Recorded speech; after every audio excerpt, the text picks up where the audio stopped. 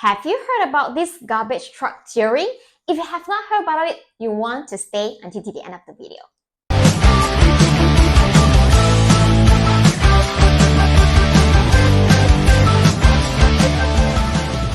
Hey guys, this is June because I was born in June, and welcome to my amazing life today.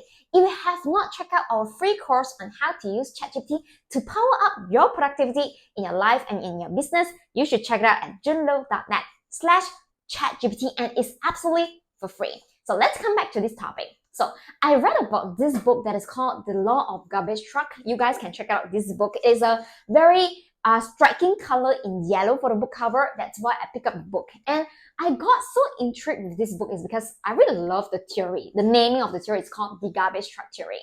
So what it essentially says is that, so there are some people that we met, they have a lot of garbage with them. It can be their frustration, their anger of the day, or their disappointment that they carry the garbage with them every single day. And these people, they are just acting just like the garbage truck. And they like to dump the garbage in front of the front door of other people's house. And so what it essentially means in this garbage truck theory is that when you see people are trying to dump their garbage on you, right? Are you going to take it? Obviously no, right? Just like if someone is trying to throw their garbage in front of your door, you will say no to it, right? So that's the reason why the author mentioned that the theory of garbage truck is that when someone is trying to dump their garbage on you, all you need to do is just not to take it personally, but just to smile at them and wave at the garbage truck and let it just pass by in front of your door friend.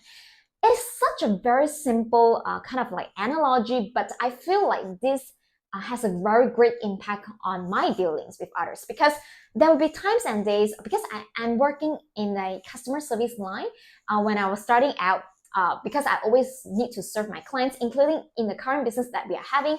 We often need to serve different types of clients, and all types of clients. It can be reasonable clients or it can be unreasonable clients. And sometimes some of the clients, even though it's not our service at fault, but some clients just like to dump their garbage on us, and they actually scold us in the phone or in the WhatsApp, which is the main channels that my country is using. We all in Malaysia, we love to use WhatsApp as a main supporting channel.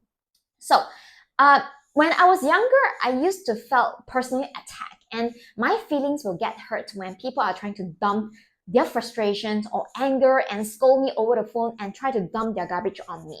Maybe they are having a bad day, but when I was younger, I didn't know about this theory. I tried to internalize the feelings and process other people's garbage, and I think that was quite kind of stupid, because you know why? They might be having a bad day, and they might be just having someone else dumping on the garbage on them, and that's the reason why you're the one who is picking up the call or replying the email. They are trying to dump the garbage on you, and you are not supposed to take in the garbage. And instead, when someone is trying to dump their garbage on you at your door friend, you should just smile at them and wave them goodbye and just let them pass by and do not take it personally. So this is one of the very important concepts that I felt like I need to remind myself as well, because sometimes I read the book like almost about 5 to 6 years ago, and I think that 4 years ago I shared about this book as well, because it is one of the best books that I read in terms of in terms of emotional intelligence, right? Not letting other people's feelings or other people's words to their opinion to affect how your days goes by and to affect your feelings. And that is very important. And of course, if let's say you are the one who is at fault, you should always find anything that is in your power, that is within your control, to try to solve the problem. But if it is an issue that is not related to you, you shouldn't just take the garbage with you. Do you guys agree with that? Tell me about, if let's say you've been loving this, the law of garbage truck, give me a hashtag garbage down below so that I know that you guys are watching replay or watching live. So give me a hashtag garbage down below. So I hope that you guys loving this book that I'm sharing and this theory. And recently, if you've been following my Facebook live, if you're watching from YouTube, feel free to follow me at my Facebook. It is facebook.com/JuneLowStory, because I often have different type of content and video contents. Sometimes I just do a random live in my Facebook account. You do not want to miss that out at facebook.com/JuneLowStory. So if you follow through my Facebook story, Facebook profile, I actually just did a live yesterday that is about a new journaling experiment I'm doing. I'm following another separate Japanese author. I really love to read Japanese book, but because they are being translated into Mandarin version, so it's easy for me to get access to. I don't think they are being translated to English version, but I want to share this concept with you guys. So this journaling experiment that I'm going through right now is that instead of every single day that you review of your day, instead of doing that, this journal is asking me to write my day at the beginning of the day.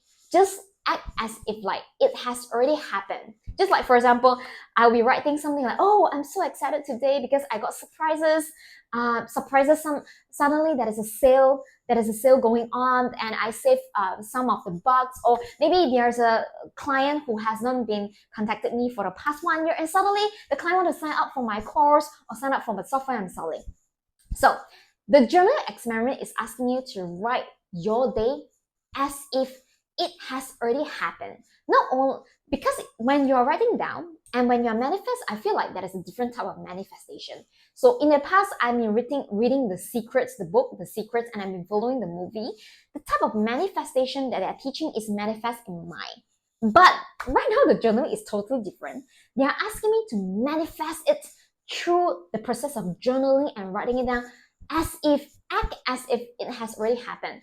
And not only you have to talk about incidents, but as well, you need to attach a certain feeling like, oh my God, I'm so excited. Congratulations to myself that I made this true. And today is my day 4 of doing that. So it has been really, really fun so far. So after I've been doing it for 2 weeks later, I'm just going to do a follow-up video to show you guys like, how am I doing? Like, because it's kind of a fun experiment. So I hope that you guys enjoy this experiment together with me as well.